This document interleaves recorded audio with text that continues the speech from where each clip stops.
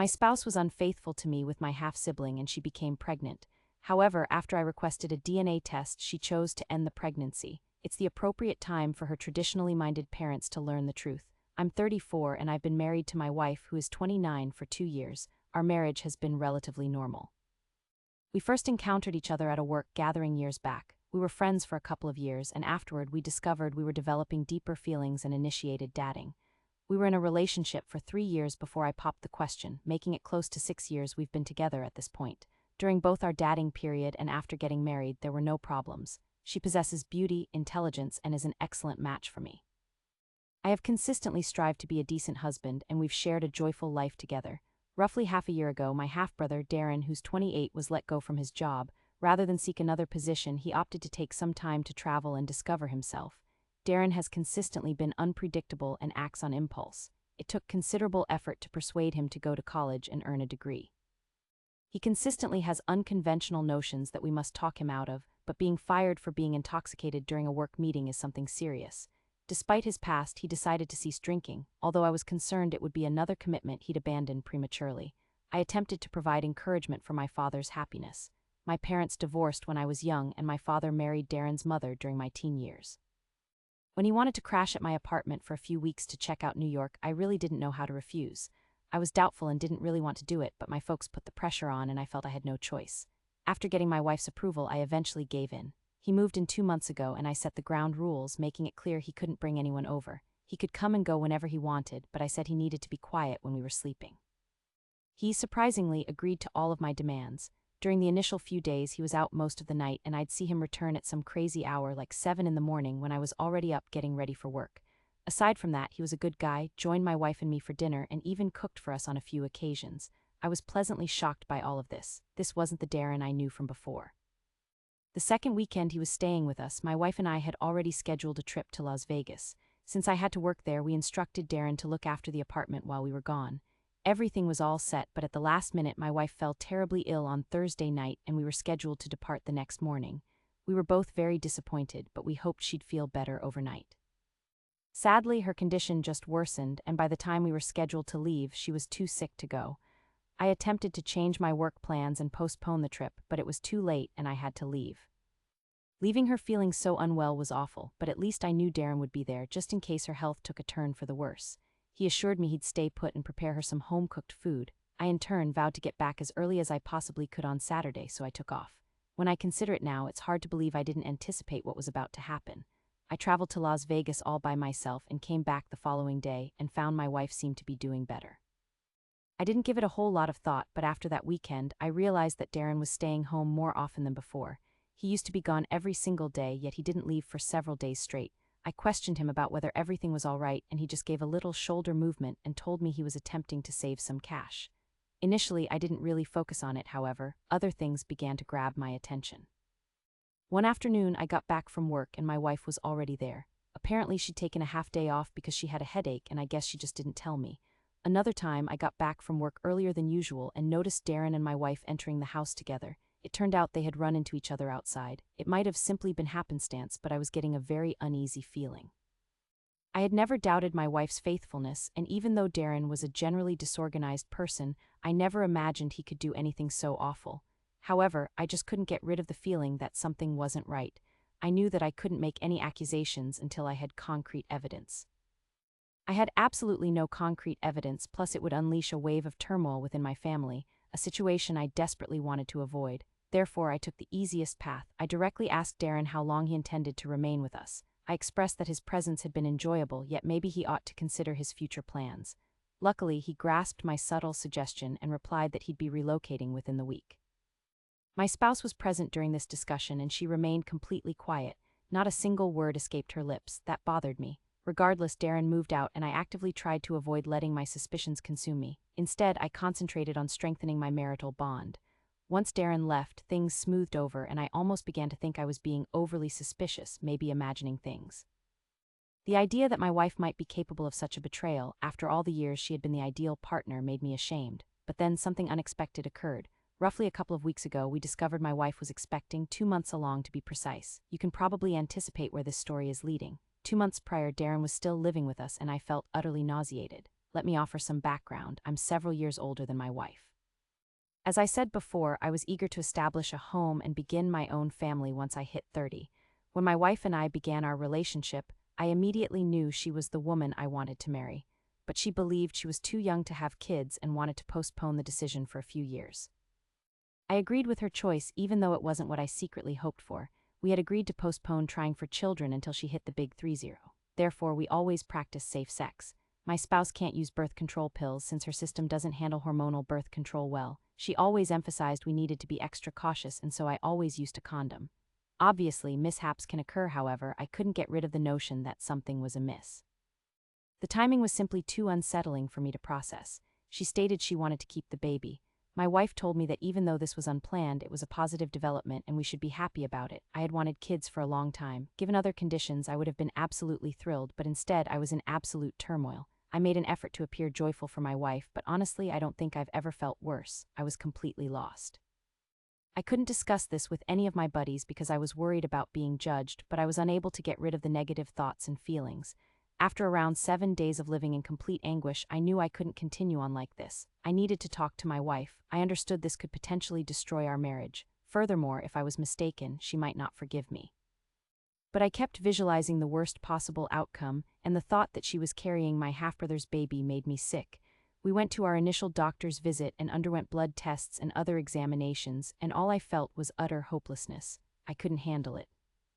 I steeled myself for the worst possible reaction and figured I should talk to her. Roughly 7 days ago, during our evening meal, I informed her that we needed to have a serious conversation about a critical matter. Instantly, she pressed me, wanting to know what was on my mind. Though I was petrified, I attempted to be as upfront as I could. I expressed my regret for these feelings, but I inquired if the baby she was carrying was truly mine. She appeared stunned by my query. Her complexion became flushed, and she began to shout, calling me a horrible person for suggesting something so terrible and that she had always been loyal. She demanded to know the source of my suspicions, and I explained that it was too much of a fluke that she was 2 months pregnant directly after Darren vacated the house just 8 weeks prior. This caused her to become even more furious, and her volume increased. I could sense the situation spiraling out of control, and I saw how things were going. I did everything I could to help her relax and to get her to listen. I described to her how agonizing it was to live with these uncertainties and how much I wanted them to disappear. I brought up certain events that occurred while Darren was living with us that caused me to suspect something was amiss. She seemed to relax a bit and said that she understood my concerns, but that I had to put my faith in her and in our marriage. I felt awful, but I admitted I longed to eliminate these thoughts and that, if there truly wasn't anything to be concerned about, I would want a paternity test following the birth of the child. I even said I was sorry, assuring her I understood how hard this must be for her, but that I needed to know for my own sense of well-being. Naturally, I didn't imagine she'd completely be on board with this, and I did try to explain my side a little, but her response was astonishing. If she was already unhappy before I brought up the paternity test, bringing it up caused her to completely lose it. She called me heartless and couldn't fathom that I was making her endure something so degrading, all stemming from my own crazy suspicions. I tried to remain composed, but honestly, seeing her so vehemently opposed to it only solidified my feeling that my suspicions were accurate, and I felt frustrated. I told her this was a final decision, and that if she didn't go along with it, I didn't think we could continue as a couple. This seemed to make her a little calmer, and she said she wanted some time to consider things. That evening, we didn't sleep in the same bed. The following morning, we didn't speak to each other at all and just went to our jobs. I spent my entire workday replaying what had happened and imagining that the absolute worst outcome was the actual truth. The remainder of that week went by in the same manner. She returned home late at night and wouldn't talk to me. Every time I attempted to initiate a conversation with her, she got very upset, so I stopped trying. Little did I know, she was already formulating her next strategy. Last Thursday morning, I woke up and realized she hadn't returned home the night before. I sent her several text messages but received no reply. I had to go to work, but I was so upset that I couldn't continue working and left early. I sat for ages, hoping she'd get back, yet when the clock struck 9 p.m. and my calls remained unanswered, I became genuinely concerned for her safety. Feeling at a loss for options, I decided to contact her work assistant to see if they knew anything. To my shock, I learned she'd taken 2 personal days and wasn't at work. It seemed her assistant was taken aback that I wasn't already aware of this. At that moment, my anxiety spiked, so I started calling her friends, hoping she was with one of them. When they all said they hadn't seen or heard from her, my mind began to conjure up the most frightening scenarios. I worried something terrible had befallen her or that she'd abandoned me. As a final measure, I rang my mother-in-law to see if she was with her. Though she wasn't, my mother-in-law grew very anxious once she found out my wife was missing.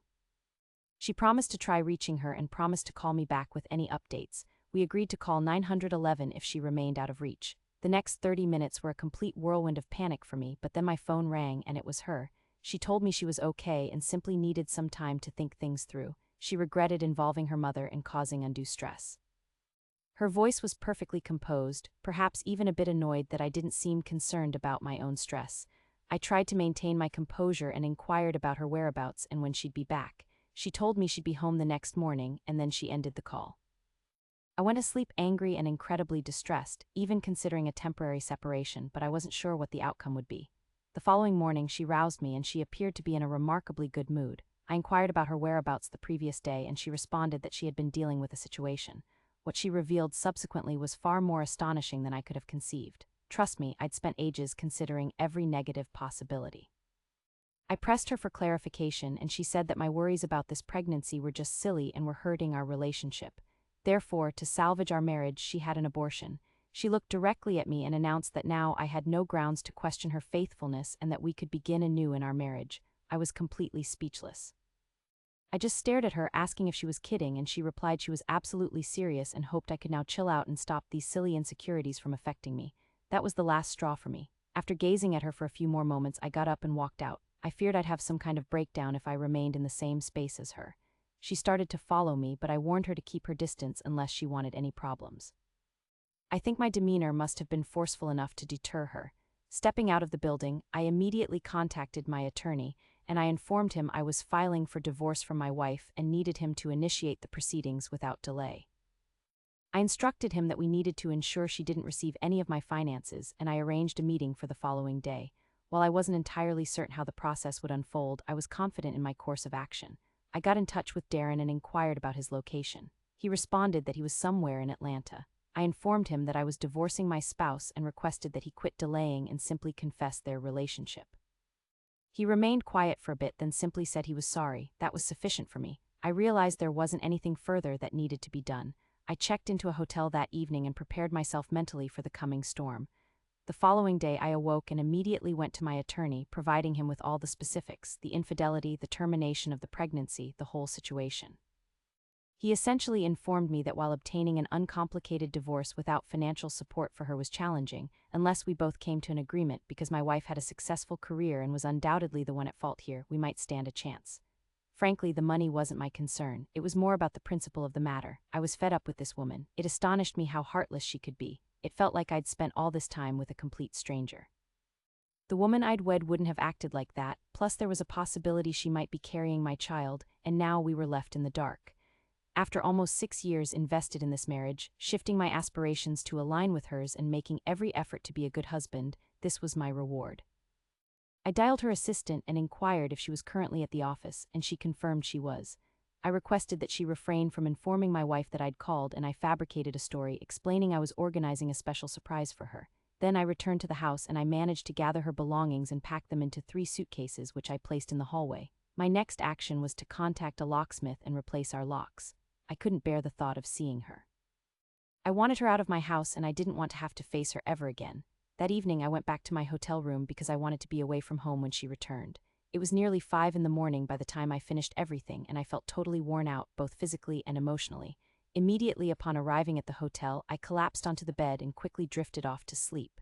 I was awakened by the insistent ringing of my phone. Naturally, it was my wife, but I made the choice to give her the same treatment, ignoring her, that she had shown me when she'd had the abortion without telling me. She kept calling and I saw a ton of messages, but I didn't even bother to look at them. As far as I was concerned, I had absolutely nothing to communicate to her. After almost a solid hour of constant phone calls, she finally stopped.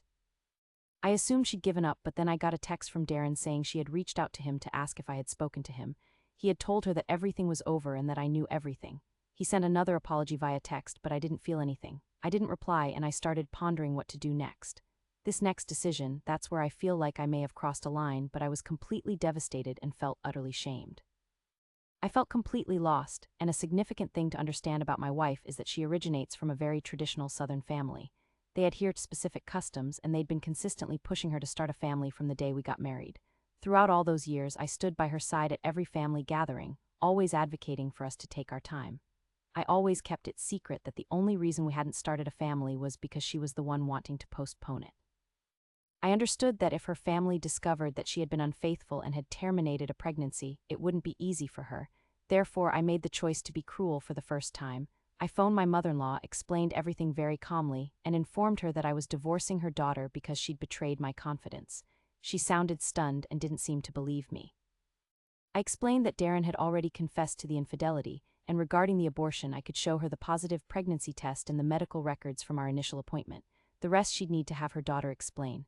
I figured my wife would reach out quickly, and sure enough, it didn't take long before she was blowing up my phone with calls. I attempted to disregard them, but after enduring an hour and a half of constant calls, I eventually gave in and answered. Her response was exactly what I figured it would be. She was furious more than I imagined. She said I was destroying her existence for absolutely no reason and that she didn't have anywhere to go for that night. I didn't let her attempts to get a rise out of me bother me and told her that she could book any hotel she liked and that she should leave me alone. I informed her that my legal representative would be contacting her shortly and that any future exchanges would go through our attorneys. I additionally instructed her to gather up the rest of her belongings and I would drop them off wherever she wanted. She revealed that her parents were livid with her and that she was no longer accepted by her family. She also mentioned she shouldn't anticipate receiving any inheritance, not a single cent from them. This even shocked my own parents-in-law. I anticipated some level of anger from them, but I didn't foresee such extreme actions. Naturally, I didn't share any of this with my wife. My response was that she should have considered the consequences prior to her underhanded actions, and her parents' actions were no concern of mine.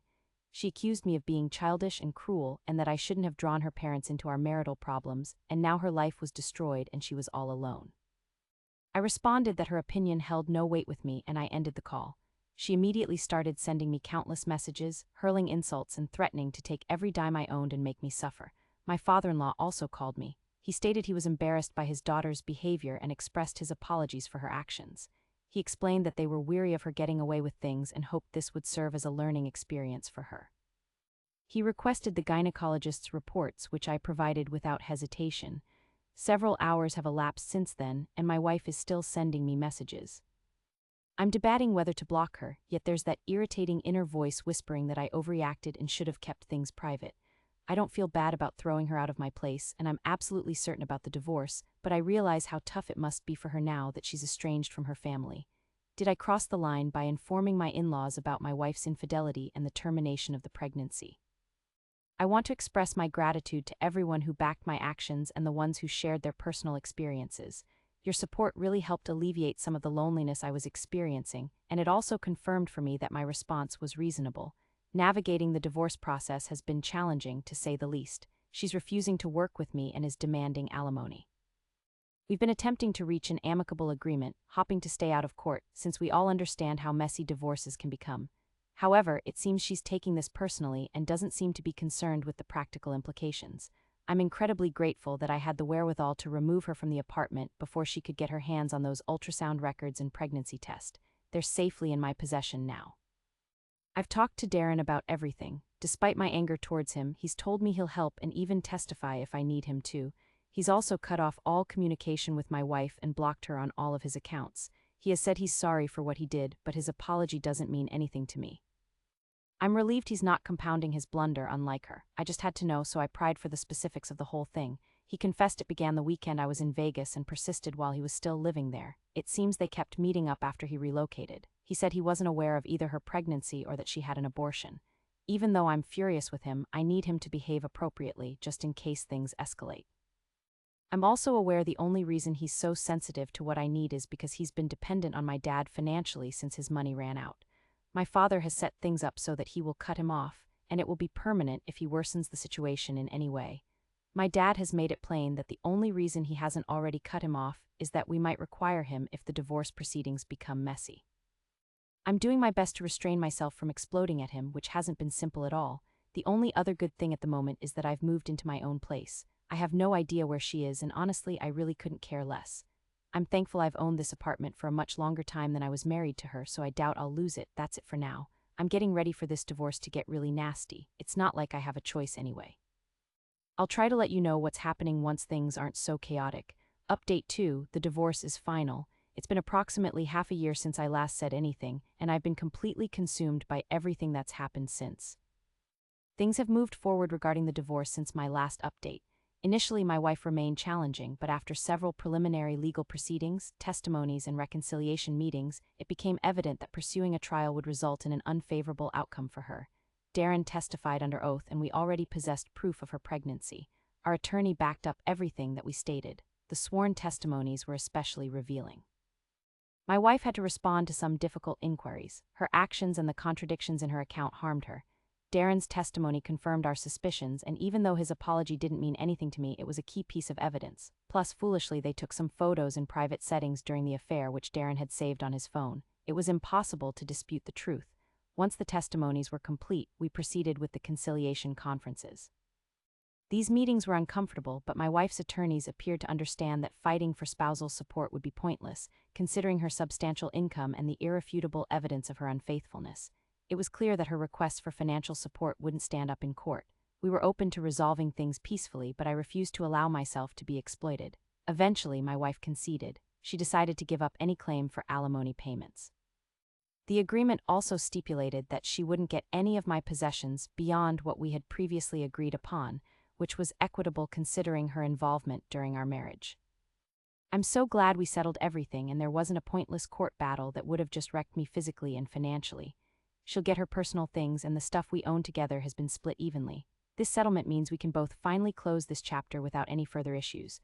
I'm incredibly thankful it's finally done, though I still have this feeling it's all just been a massive loss. It's not just the divorce, but the whole marriage feels pointless. I can't believe I sacrificed my time, my effort, and delayed my plans to start a family for a person who tossed it all away, practically over nothing. The help and guidance I've gotten from everyone have been vital throughout all of this. For any of you facing something similar, stay resilient and rely on your friends and family. It'll get better. It's been a few months since my last update, and I'm unsure if anyone's still following, but I did write in this subreddit earlier this year. A few hours ago, my dad called. I didn't anticipate anything important, but what he told me left me totally unsure how to respond. Apparently, Darren and my former wife are dating again. I haven't spoken to either of them, and I didn't even realize Darren had found work in this city and relocated here. I suppose that was all it took to rekindle their relationship, and somehow she's forgotten everything awful she said about him during the divorce. I'm experiencing a wave of disgust and feel incredibly hurt, like I've been made to look foolish. My father made it crystal clear, according to him, to both Darren and my stepmother that he wants nothing to do with Darren anymore. It's a comfort to know my father is at least on my team. That's the end of it. I'm hoping I won't have to hear any more about the situation, so I anticipate I won't have any future news for you all. This is update number 4. Well, it's the year 2024 now, and the festive season is over. So here's a follow-up on what's been happening. After seeing my family over Christmas, specifically my wife and Darren, since they both showed up at the dinner my stepmother planned at my dad's place, I was completely unaware they'd be there. If I had, I wouldn't have gone. I believe my dad didn't expect them either, because he had already made it very apparent to my stepmother that he wanted no part of them, especially after witnessing his reaction. To give you the full picture, I need to describe my dad's house. It has a large entryway, but the dining room, where we have meals for special occasions, is quite a distance from the front door, meaning we had no idea Darren and my wife had come. We were there with a few uncles, cousins, plus other family members enjoying dinner when suddenly a knock came at the door. My stepmother went to open it, and as everyone was chatting, everyone's expressions shifted, particularly mine, as I later was informed. When I saw them walk into the room, there was an uncomfortable quiet because nobody knew what to say. Everyone was aware of the situation with my divorce, I figured. My stepmother felt she had to make the initial remark, saying, "Well, look who it is." My father, who was on a couch, yelled, "Not in my home, no way, I refuse to see those two fools here." He went on to say the best course of action would be for them to just turn around and leave. My stepmother tried to get him to relax because there were other people present, but my dad threatened that they had to go right away or she could leave with them. He was ready to throw them out when Darren, though somewhat hesitantly, tried to tell my dad that wasn't a proper way to address a woman. I responded by saying that sleeping with someone's wife, a person you consider family, isn't right either. My father was already standing, but one of my uncles restrained him, keeping him from acting rashly. My soon-to-be ex-wife, up until that moment, had remained silent, standing there looking down and embarrassed behind Darren. She seemed completely unlike the person who told me she had an abortion to hide her affair, which caused a flood of memories. That's when I told both of them to get their cheating selves out of here immediately, because I wasn't going to end up spending Christmas in jail. Darren gave me a challenging stare, but when I moved a step forward, he backed off and began heading for the exit. My stepmother was also furious, however. My dad's expression was one of someone who wasn't ready to argue at that moment. I understand that some of you may have thought I'd lash out at Darren or something similar, but that would have just created more issues. I really had to restrain myself since the only thing on my mind at the time was eliminating the self-satisfied smirk from his face. I doubt I'd even be penning this if I'd acted on those feelings. Following their departure, my dad and stepmother didn't exchange a word for the rest of the evening. I have no idea where their relationship is now. My father isn't one to put up with low behavior, and what my stepmother did was absolutely awful.